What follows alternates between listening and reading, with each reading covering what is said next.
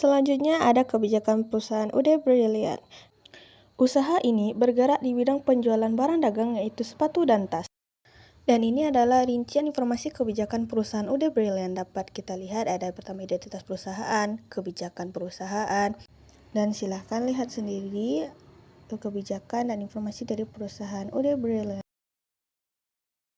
Setelah informasi dari kebijakan perusahaan, ada penjelasan tentang akun-akun tertentu seperti piutang, utang dagang, dan juga persediaan barang dagang pada Ude Brilliant. Dan ini adalah neraca saldo Ude Brilliant per 30 November 2023. Selanjutnya kita akan membahas tentang dokumen transaksi. Dokumen transaksi adalah bukti fisik atau bukti tertulis yang merekam semua kegiatan keuangan yang terjadi di perusahaan. Dokumen ini berfungsi sebagai alat verifikasi atau alat bukti apa terjadi suatu kesalahan saat mengaudit atau membuat laporan keuangan. Selanjutnya kita akan masuk ke jurnal khusus. Jurnal khusus adalah jenis pencatatan yang digunakan untuk mengkelompokkan transaksi yang sejenis dan sering terjadi secara berulang, seperti Purchase Journal, Cash Payment Journal, Sales Journal, Cash Receipt Journal, Petty Cash, dan General Journal. Selanjutnya saya akan membahas apa itu Purchase Journal, Cash Payment, Sales Journal, Cash Receipt Journal, Petty Cash, dan General Journal. Baiklah, saya akan membahas tentang Purchase Journal. Purchase Journal adalah jurnal yang dikhususkan untuk mencatat pembelian secara kredit. Dan ini adalah bentuk format jurnal pembelian yang dimana ada terdapat tanggal, nomor dokumen, pemasok, referensi, dan di debitnya terdapat merchandise inventory, fed-in atau PPN masukan, dan di kreditnya terdapat akun payable. Selanjutnya adalah Cash Payment Journal. Cash Payment Journal adalah jurnal yang khusus mencatat pengeluaran perusahaan yang dilakukan secara tunai. Dan ini adalah format Cash Payment Journal yang dimana terdapat tanggal, nomor dokumen, keterangan, referensi, dan di debitnya terdapat akun payable, merchandise inventory, dan fed-in. Setelah itu ada namanya miscellaneous. Miscellaneous ini terdapat ada akun name, referensi, dan amount. Dan di kreditnya terdapat cash in bank. Dan selanjutnya jangan lupa rekapitulasi agar kita dapat melihat apakah debit dan kredit balance. Selanjutnya ada namanya Sales Journal atau jurnal penjualan. Sales Journal adalah jurnal yang dikhususkan untuk mencatat penjualan secara kredit atau piutang dari konsumen. Dan ini adalah format Sales Journal yang dimana terdapat ada tanggal, nomor dokumen, customer, referensi. Di debitnya terdapat akun receivable, cost of goods sold, dan di kreditnya terdapat sales, put out, dan inventory.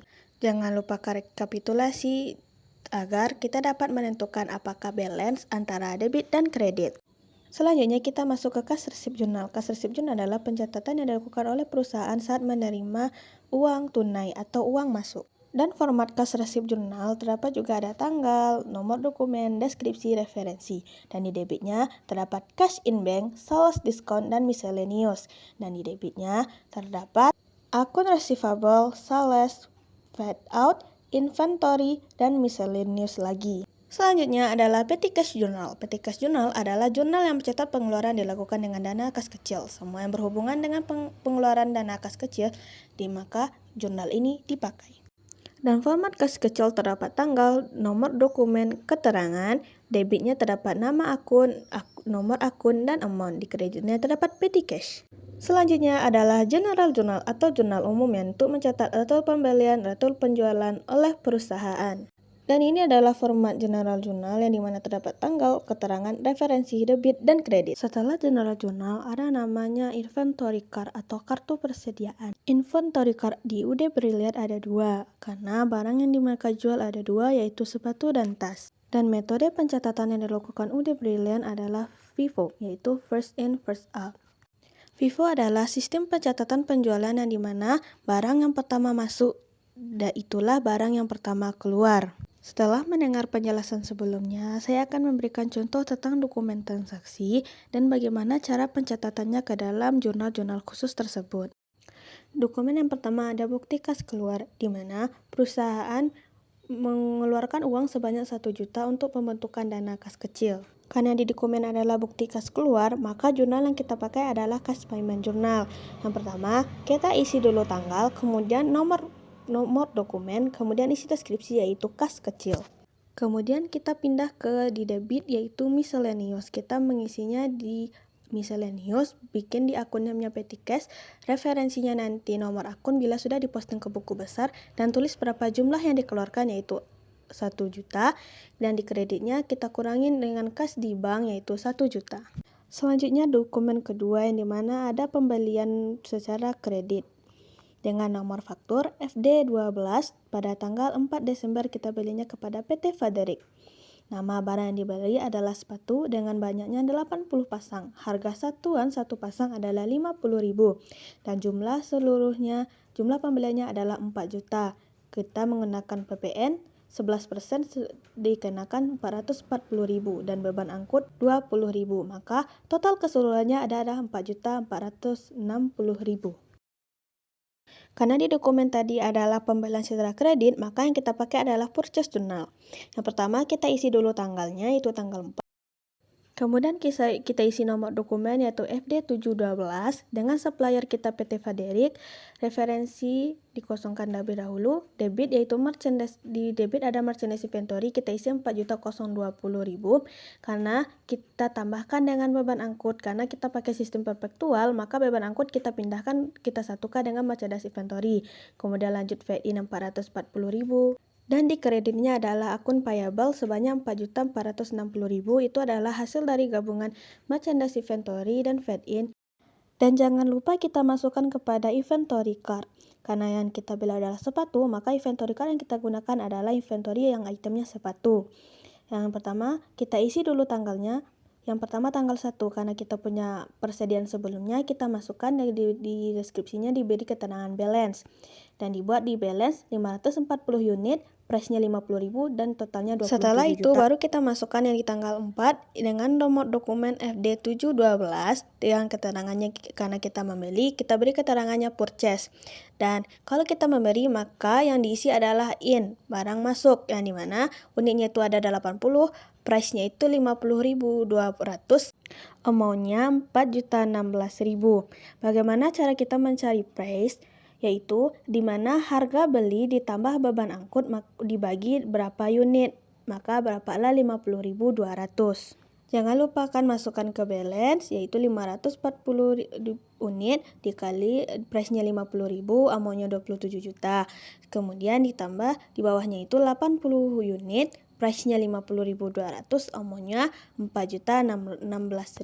Selanjutnya dokumen yang ketiga adalah voucher kas kecil, di mana Bendahara UD Brilliant mengeluarkan uang sebanyak 150.000 guna untuk membayar pembelian perlengkapan di toko Amanda yang terjadi pada tanggal 5 Desember 2023. Jurnal yang kita pakai adalah jurnal petty cash atau kas kecil. Karena pembelian kita di bawah 1 juta, maka dimasukkan ke dalam petty cash kecil. Yang pertama kita isi dulu tanggalnya, yaitu tanggal 5, nomor dokumen yaitu VKK01, dan keterangannya kita beri namanya toko Amanda. Di debitnya kita tulis supplies, akun nomor, amount-nya 150.000. Dan di kreditnya adalah petty cash, kita tulis 150.000. Dokumen selanjutnya adalah penjualan secara kredit yang kita jual kepada toko Louis dengan nama barang sepatu sebanyak 40 pasang dan harga satuannya adalah 60.000, jumlahnya 2.400.000. Ditambah dengan PPN 264.000 dan total keseluruhannya adalah 2.664.000. Jurnal yang kita pakai adalah sales journal. Yang pertama kita isi dulu tanggal. Kemudian nomor dokumen yaitu FPJ112 dengan customer kita toko Louis, dan di debit kita isi akun receivable sebanyak 2.664.000 dan kita isi di kredit, kita isi dulu sales sebanyak 2.400.000 dengan fade out 264. Kemudian kita isikan ke inventory. Kita masukkan inventory kita untuk mencari berapa cost of goods sold dan berapa inventory yang berkurang. Yang pertama kita isi dulu tanggal 10, nomor dokumen FPJ12 dan deskripsinya adalah sales. Karena kita melakukan penjualan, maka kita isi di out yaitu dikeluarkan sebanyak 40 unit. Price-nya itu karena kita pakai Vivo, maka kita ambil bagian atas yaitu dengan harga 50.000. Dan totalnya itu ada 2 juta.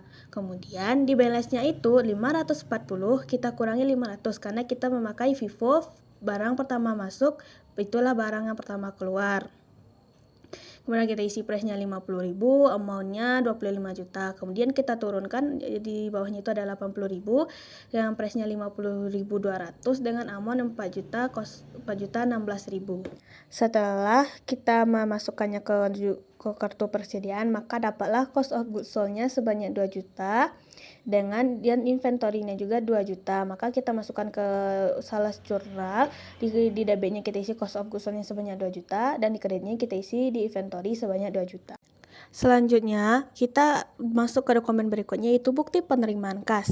Ini kita penerimaan piutang dari toko Louis sebanyak 2.640.000. Seharusnya kan toko Louis membayar 2.640.000, tapi kenapa hanya 2.640.000? Karena ada diskon penjualan sebanyak 24.000. Dan untuk mengisinya yaitu pertama kita isi dulu tanggal, nomor dokumen yaitu BKM 1201, deskripsinya dari toko Louis, debitnya itu kita isi cash in bank sebanyak 2.640, harga setelah diskon, piutang setelah diskon. Kemudian sales diskon yaitu kita 24.000. Kemudian di kreditnya baru kita isi aku receivable, kita kurangkan sebanyak 2.664.000. Kita bayar sesuai utang pada tanggal 10 Desember.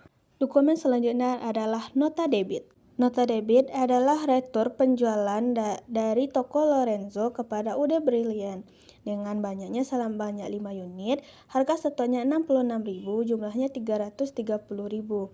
Dengan PPN 36.000, maka total keseluruhannya 366.300. Toko Lorenzo melakukan nota debit karena ada barang yang rusak. Selanjutnya adalah nota kredit. Nota kredit ini adalah Ude Brilliant mereturkan barangnya kepada PT Hali, yaitu retur pembelian. Meretur sebanyak 10 unit dengan harga 155.000, maka subtotalnya 550.000 dan PPN-nya yaitu 60.500, maka total keseluruhannya adalah 610.500. Ude Brilliant meretur karena barang tidak sesuai dengan pesanan.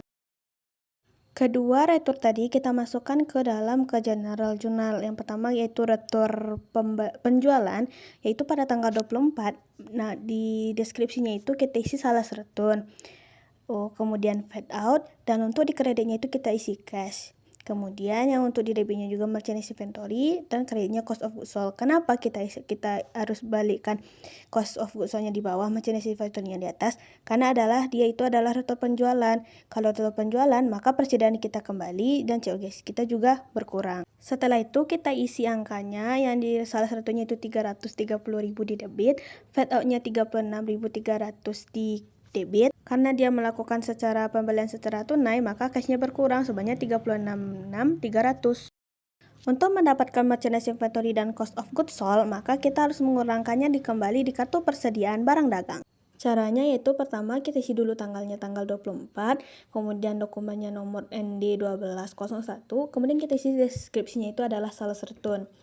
Karena ini adalah penjualan, maka kita pengurangannya di out, yaitu barang keluar sebanyak 5, kita kurangi 5 dengan price masih harga 50.000 dengan totalnya 250.000. Maka barang yang sebelumnya dikurangi kita tambahkan kembali jadi 430.000. Harganya itu 50.000 dengan totalnya itu kita ulang lagi 21.500.